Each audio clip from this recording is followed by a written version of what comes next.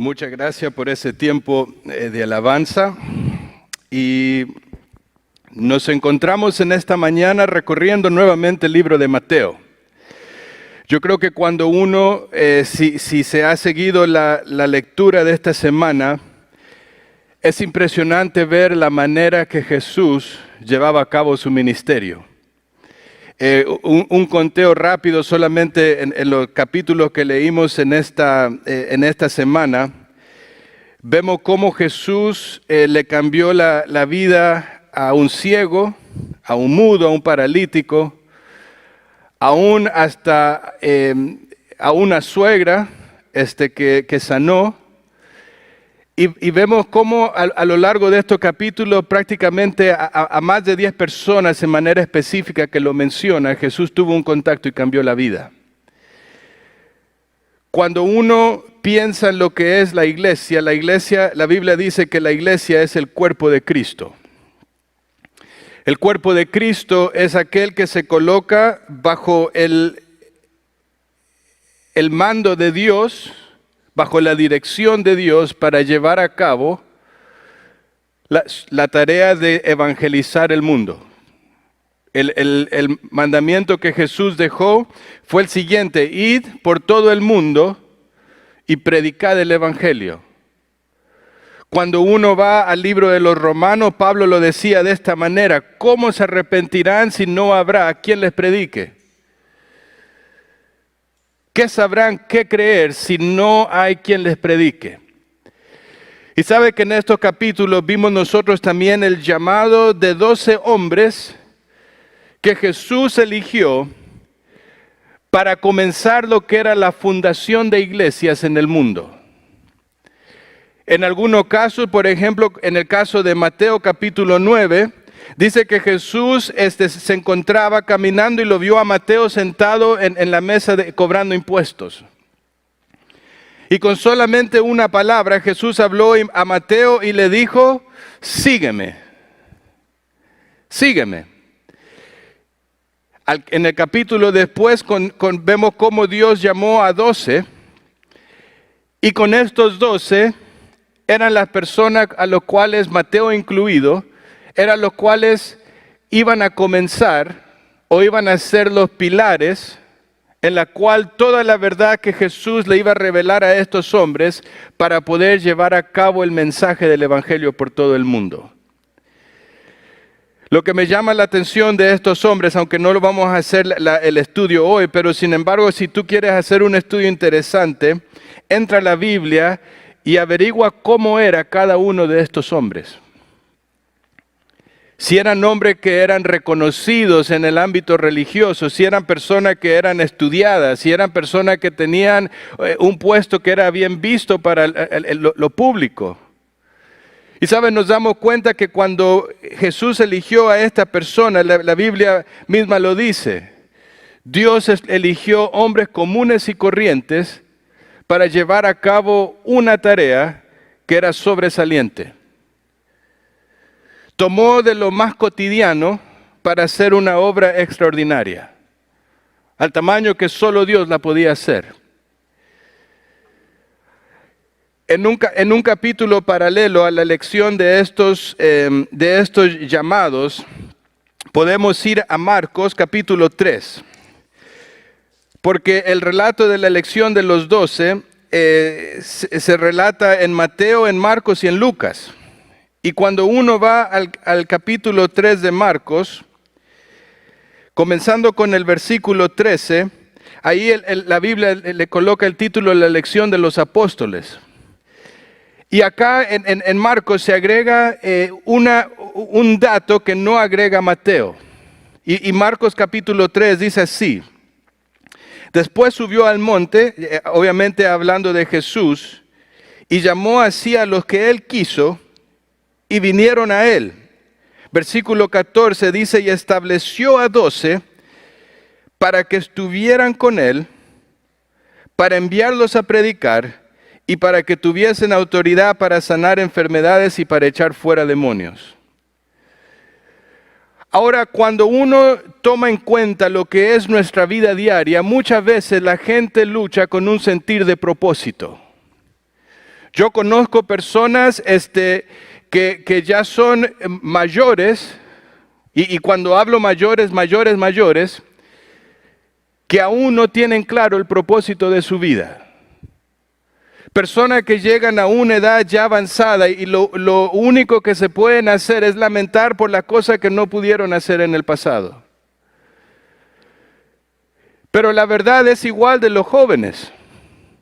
Porque los jóvenes llegan a una etapa cuando están en high school por salir ya a la universidad y uno le pregunta, ¿qué quiere hacer? No sé.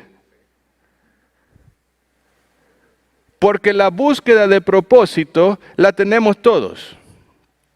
Ahora la pregunta es, ¿quién sabe reconocer y vivir según el propósito de Dios? ¿Sabe? Para estas personas, estas 12 personas, ellos estaban por entrar en un paseo de toda la vida. Un paseo donde iban a tener subidas, donde iban a tener bajadas, donde iban a tener éxito, donde iban a tener fracaso, pero ellos entendieron y reconocieron el propósito que Dios tenía para su vida. Porque fueron a través de estos 12 hombres, uno lo traicionó, quedaron 11, pero fueron a través de estas 11 personas donde todo el evangelio comenzó a correr por toda la tierra. Y mi pregunta es, ¿qué tuvieron estos 11 personas que no tenemos nosotros? ¿Cuál es la diferencia entre estas 11 personas que Dios eligió y nosotros? ¿Cambió Dios? Dios no cambia. Dice la Biblia, Él es el mismo ayer, hoy y por los siglos. ¿Cambió la palabra de Dios? La palabra de Dios no cambia. ¿Qué cambió? Cuando uno va a Marcos, dice la palabra de Dios que en primer lugar Dios eligió a 12 para que estuvieran con Él. 12 personas para que estuvieran con Él. Es interesante que cuando Él los eligió, Él no los eligió en primera instancia como lo relata Marcos, aunque el producto final era ser personas que llevaran a cabo la obra, que tuvieran autoridad, que predicaran. Pero en primer lugar Jesús los eligió para que estuvieran con Él. Y sabe que cuando nosotros entramos y estudiamos la palabra de Dios, nosotros entendemos la importancia de poder estar con Jesús. Porque cuando estamos con Jesús y uno va, por ejemplo, a Juan capítulo 15, 16 y 17, hay unas perlitas allí de lo que significa poder estar con Jesús y lo que estar con Jesús produce en nuestras vidas. En Juan capítulo 15, ¿qué es lo que dice? Separados de mí, nada podéis hacer. Yo soy la vid verdadera. Ustedes son las ramitas. Pero si la ramita no está conectada a la vid, nunca podrá dar fruto. Porque el estar con Jesús nos prepara para dar fruto. El estar con Jesús es aquello que nos lleva a permanecer en amor. Y este mandamiento os es dado que os améis unos a otros. El permanecer en Jesús es aquello que nos lleva a entender que tenemos un privilegio único. Ustedes no me eligieron a mí, yo los elegí a ustedes. El estar con Jesús nos prepara para la persecución. Cuando le decía a los discípulos, el alumno no es más que su maestro. Y si el mundo a mí me persiguió, ténganlo por seguro que ustedes serán perseguidos. Prepárense, porque yo he vencido al mundo. Y ustedes están en mis manos. El estar con Jesús quiere decir que hay una permanencia de gozo. Para que en mí vuestro gozo sea completo. Porque el permanecer en Jesús, como lo dice en Juan 17, es para que la iglesia pueda ser perfeccionada en la unidad. Que así como tú y yo, Padre, somos uno, que ellos también puedan ser uno y que el mundo conozca que son mis discípulos. Y sabes, estas son solamente 6 cosas que mencionamos rápidamente. Cuando hablamos acerca del fruto, del amor, del privilegio, de la persecución, del gozo, de la unidad. Y la pregunta es, ¿realmente nosotros permanecemos con Jesús? Sabes, el domingo pasado, no me acuerdo si fue el domingo pasado o el antepasado, pero se hablaba acerca de lo que era el llamado a la iglesia. El llamado que nosotros tenemos para reflejar lo que somos. Y sabe que una de las cosas, tomando en cuenta lo que la palabra de Dios va relatando a lo largo de los capítulos esta semana, es que nosotros como iglesia somos llamados para ser, no para hacer. Y uno dice, pero entonces, ¿dónde está el servicio? Nuestro servicio como hijos de Dios es el resultado de lo que nosotros somos delante de Dios. Muchas veces nosotros queremos invertir el proceso y que porque yo hago y hago y hago, entonces soy más. Y cuando hablo de soy más espiritual. Me llama la atención porque el pensamiento de Jesús cuando llamó a los 12 no fue así. Él llamó a 12 primero, estad quietos y reconoced quién soy. Estad quietos y aprended de mí. Estad quietos y escucha, observa. Vive, experimenta todo lo que yo soy en tu vida para que después tú puedas ir a hacer lo mismo con los demás. Hoy en día el desgaste en la obra de Dios puede ser mucho. Hoy en día el desgaste en la obra de Dios o la frustración o el cansancio, el querer decir no más, puede ser mucho. Pero sabe que la pregunta que yo me tengo que hacer cuando paso por momentos así es lo siguiente. ¿Cuál es mi prioridad? ¿El hacer o el ser? Dios nos llamó en primer lugar para que nosotros pudiéramos estar con Él. Y cuando uno va a la Escritura, en el libro de los Hechos, cuando Pedro y Juan estaban siendo perseguidos por la fe en lo que ellos estaban predicando, las autoridades los escuchaban, las autoridades veían cómo ellos eran, lo que ellos decían, y se dice una frase, nosotros les reconocemos que ellos han estado con Jesús.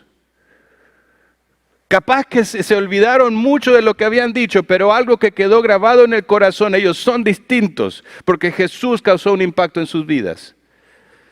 Uno va a primera de Juan, el capítulo 1, y Juan está hablando y dice, lo que era desde el principio, lo que hemos oído, lo que hemos visto con nuestros ojos, lo que hemos contemplado y palparon nuestras manos tocante al verbo de vida.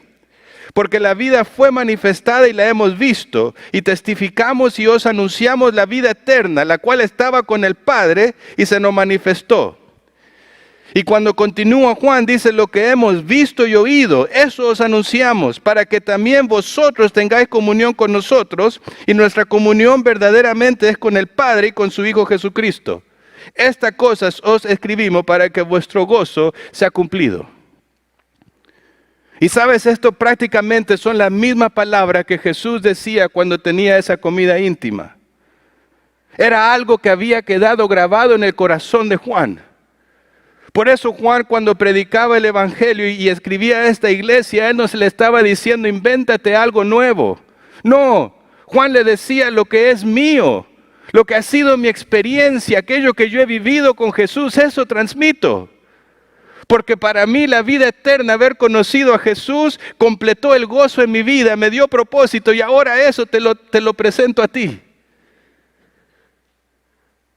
Y sabes que yo creo que cuando uno piensa en lo que es la iglesia ha perdido de vista la importancia de estar con Jesús.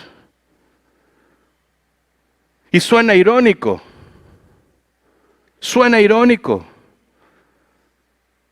Porque cantamos y decimos qué hermoso es Jesús. Pero sin embargo, la persona de Jesús para nosotros es de poca importancia porque no pasamos tiempo con Él. Y yo creo que si nosotros queremos ser como las personas que impactaron el mundo,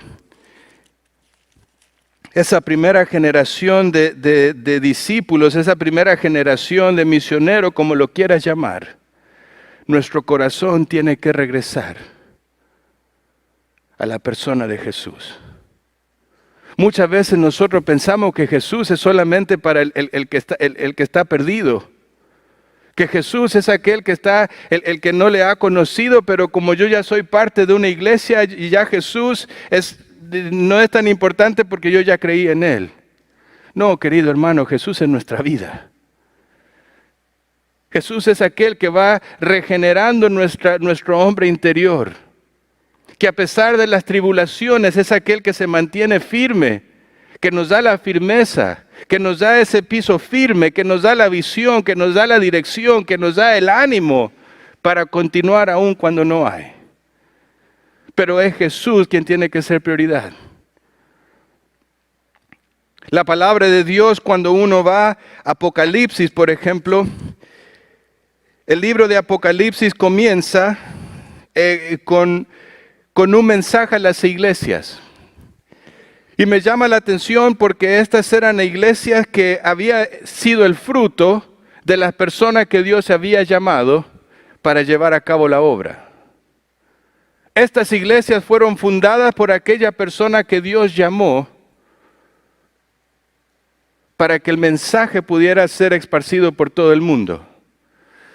Y cuando uno llega a Apocalipsis capítulo 2, la primera iglesia es la iglesia de Éfeso.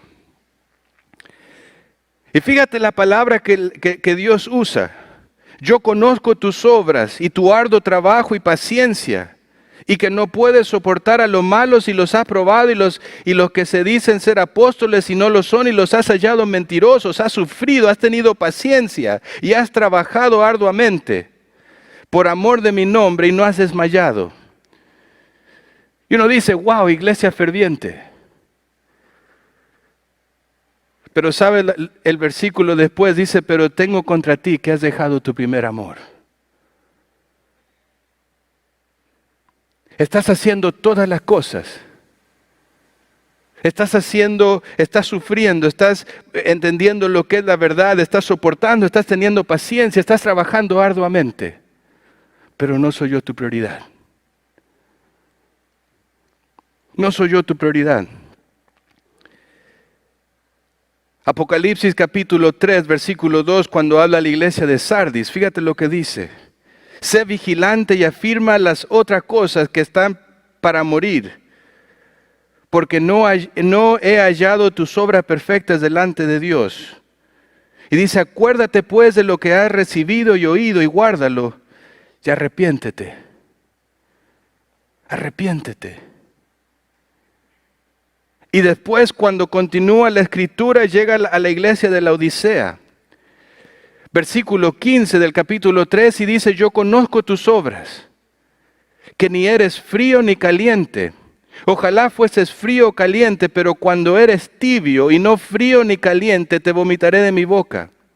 Porque tú dices, yo soy rico y me he enriquecido, y de ninguna cosa tengo necesidad. Y no sabes que eres un desventurado, miserable, pobre, ciego y desnudo. Por tanto, yo te aconsejo que de mí compres oro refinado en fuego, para que seas rico, y vestiduras blancas para vestirte, y que no se descubra la vergüenza de tu desnudez. Y unge tus ojos con colirio, para que veas. Y sabes, estas son palabras que Jesús está diciendo a su iglesia. Tú dices que eres, pero sin embargo no te das cuenta. Entiende que cuando Jesús, el deseo de Jesús, cuando Él llama al hombre, es un llamado para que el hombre aprenda a vivir con Él. Y el resultado de esa relación es lo que impactará alrededor.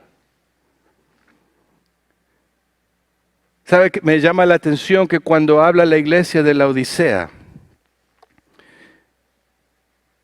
no menciona ni una sola virtud. Que cuando llama a esta iglesia, está comparando lo que la iglesia dice, comparado a lo que él ve y lo que es.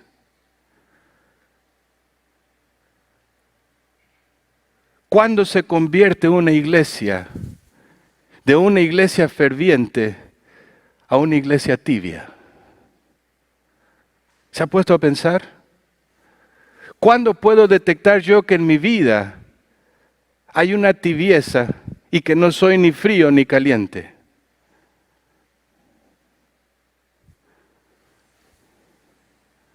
Porque esta iglesia pensaba que lo tenía todo, pero no tenía nada. Y Jesús dice, por eso yo estoy a la puerta y llamo. Una iglesia que era iglesia, pero sin Cristo, siendo parte de la iglesia. Eran hijos porque habla que yo reprendo, yo castigo, yo trato con la iglesia. Pero primero a la iglesia hace el llamado del arrepentimiento.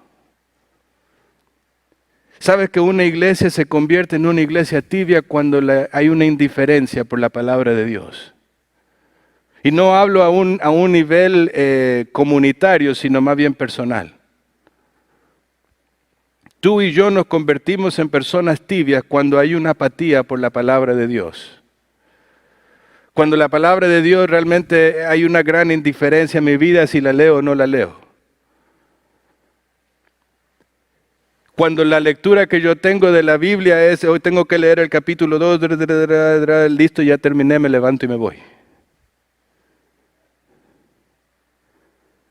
Nosotros tenemos como iglesia el 5 por 5 por 5. Y sabes, el 5 por 5 por 5 es una gran idea. Pero si tu corazón no es correcto y no hay ese respeto reverente para la palabra y el deseo de querer escuchar, aunque vayamos ya 2 años leyendo, pero si mi corazón realmente no se detiene para reconocer lo que Él dice y escuchar lo que Él dice, vale poco. Un creyente, una iglesia comienza a ser una iglesia tibia. Cuando ya lo importante no es alcanzar al perdido, sino que más bien la conversación dentro de la iglesia es hoy, qué mal está el mundo. Pobres personas pecadoras, qué bueno que yo ya no soy. Cuando en vez de la conversación debería ser, ¿cómo hago para alcanzar a esa persona que está perdida? Porque sabes, el estar con Jesús a mi corazón trae ese fuego por alcanzar al perdido. Y sabe, como iglesia Verdad en Amor tenemos un edificio enorme, una propiedad como ninguna otra en una iglesia de aquí de Houston, me atrevo a decir. Pero ¿de qué nos sirve si la iglesia no está enfocada en alcanzar al perdido? ¿Somos una iglesia ferviente? ¿Somos una iglesia fría? ¿O somos una iglesia tibia?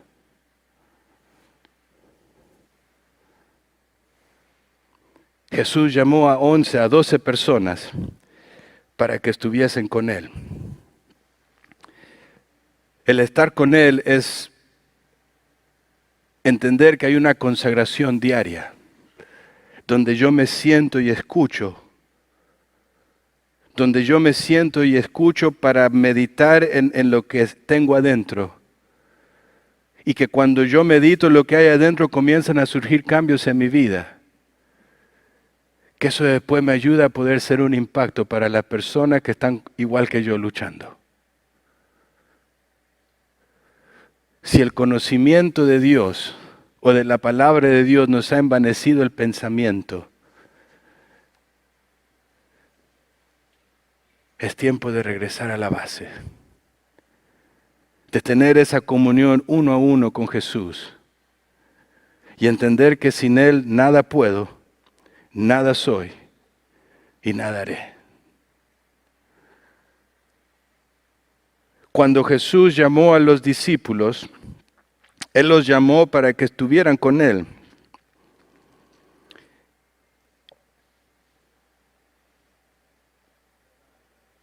En los capítulos anteriores en Mateo, dice que había personas que ellos habían dicho que a Jesús y le dijeron, Jesús, yo te sigo. Yo te sigo, a donde quiera que tú vayas, yo voy. Para mí no hay problema, yo quiero seguirte. ¿Se acuerdan la respuesta que Jesús le dio? ¿Estás seguro? ¿Estás seguro que me quieres seguir?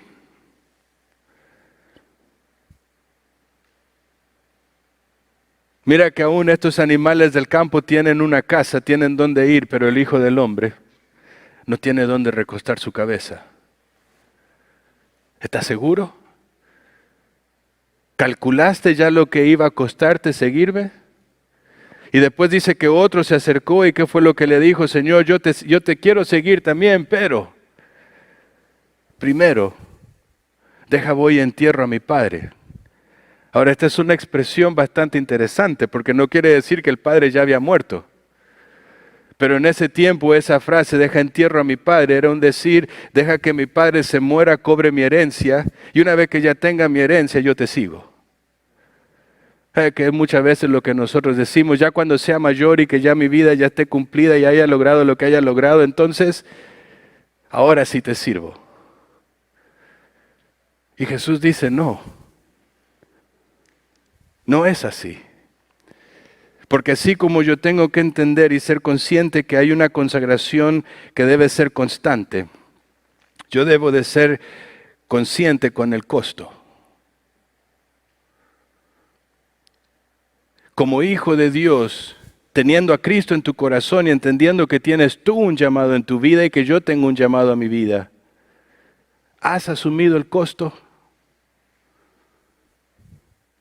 ¿Estás siguiendo a Jesús así como lo hizo Mateo, que al instante él se levantó, lo dejó todo y lo siguió?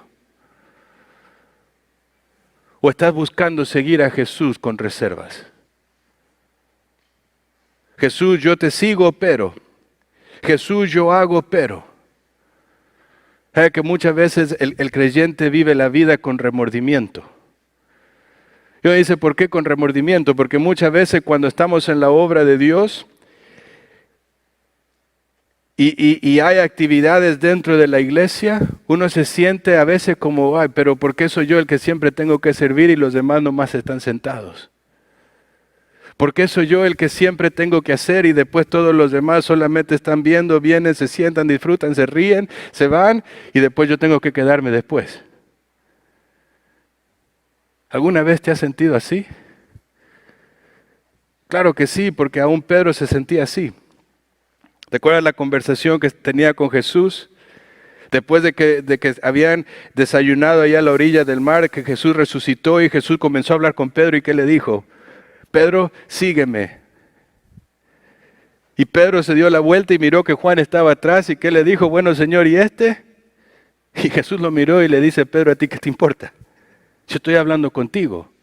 Tú sígueme. Lo que yo tenga para él no tiene nada que ver contigo. Yo estoy haciendo un llamado a tu vida.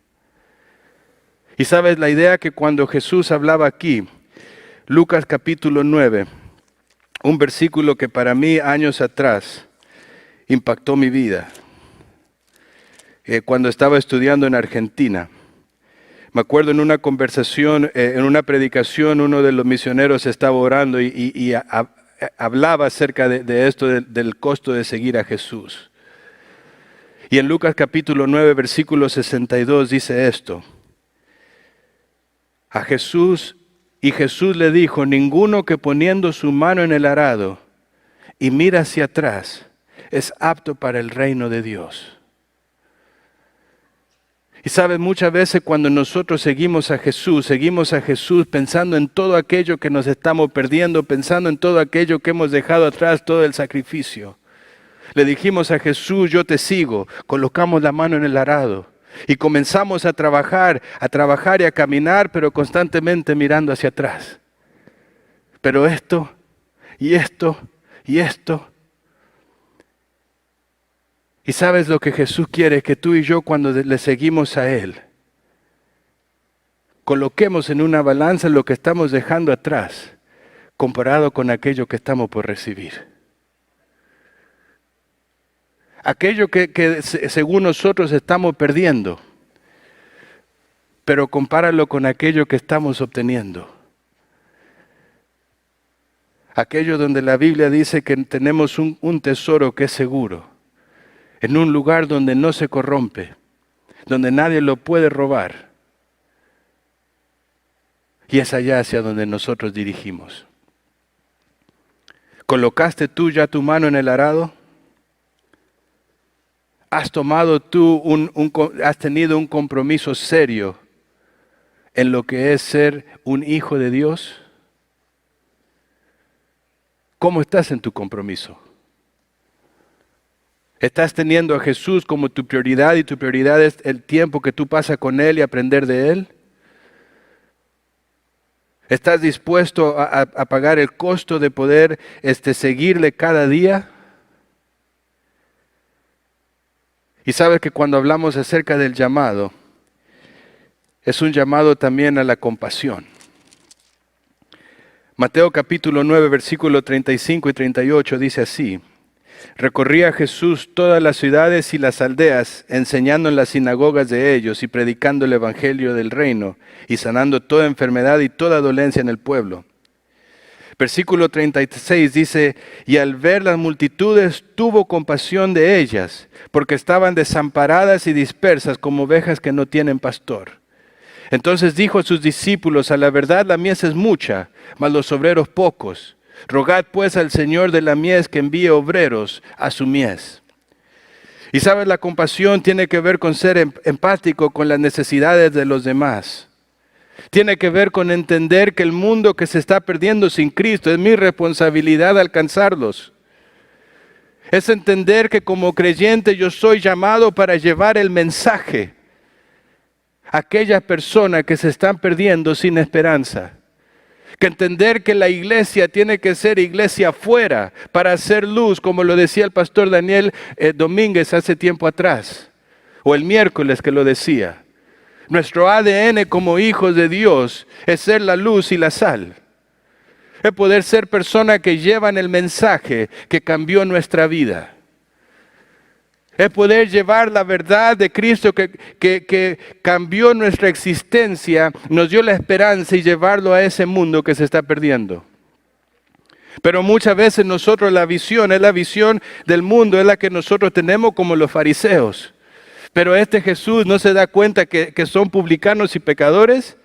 ¿Cómo se está sentando a la mesa con ellos? ¿Será posible? ¿No entiende quiénes son? Y ahí Jesús dice: yo he venido para llamar enfermos. Yo he venido para sanarlos. Yo he venido para llamar a aquellos necesitados al arrepentimiento. He venido a buscar a los pecadores, no a los justos. Y sabe que nosotros nunca tenemos que perder de vista que los pecadores somos nosotros. Que el tener a Cristo no erradica el pecado de nuestra vida. ¿Oíste que fue dicho? Mas yo os digo. Y el estándar de la ley de Dios no es diferente, es el mismo para todos. Y Santiago lo decía: si no mientes pero mataste, igual rompiste toda la ley. Y si no eres asesino y te jactas porque no eres asesino pero sí mentiroso, igual rompiste la ley. Y ante la santidad de Dios todos somos pecadores. Hay quienes podemos disfrutar de una relación con Dios a través de Cristo, que lo hemos reconocido como nuestro Salvador, pero que seguimos luchando y seguimos siendo necesitados.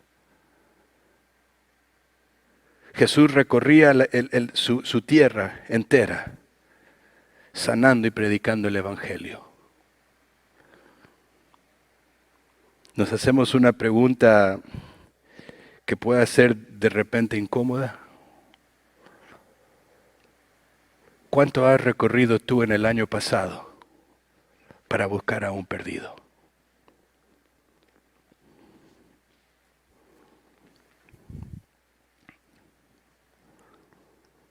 ¿A cuántas personas estamos nosotros alcanzando con el mensaje del Evangelio?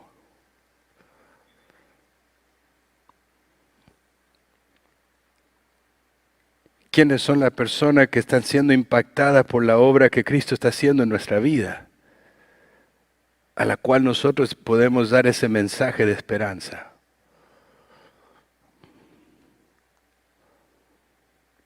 ¿O será que la luz del Evangelio o la luz de nuestra iglesia está quedando encubierta solamente en 4 paredes?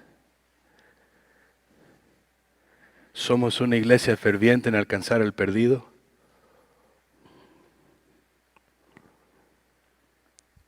¿O nuestro corazón se ha tornado algo frío para entender y tener compasión por el que se pierde?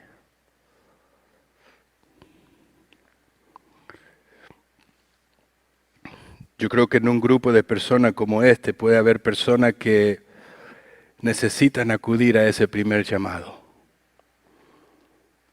De decir, Jesús, gracias porque me has venido a buscar a mí, pecador. Porque me has venido a buscar a mí, persona necesitada, que no tiene propósito. Y yo hoy escucho tu voz y quiero abrir mi corazón. Pedirte perdón por mis pecados. Y agradecerte porque me has venido a buscar. Pagaste el precio en esa cruz. Entregaste tu vida, moriste, resucitaste. Y hoy me das la esperanza de poder ir al cielo. Yo quiero anotarme a esas personas que hoy colocan la mano en el arado y están dispuestos a seguir. Sabes, es muy sencillo. Dile, Jesús, ven, entra a mi corazón. Perdóname de mis pecados. Quiero que seas mi Salvador. Y en un grupo como este puede ser que hay personas que también están siendo un poco indiferentes al llamado que hemos obtenido de Dios en un pasado. Donde Dios dice, sígueme. Sígueme. Sea aquellos que van y buscan al perdido, ten compasión por ellos. Sé una persona que se une para alcanzar y proclamar el Evangelio por todas partes.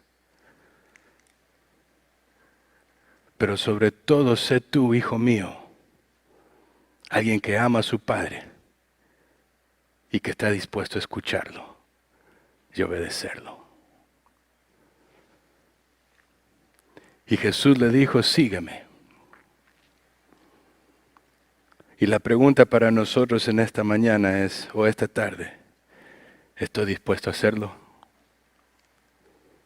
¿Lo estoy haciendo?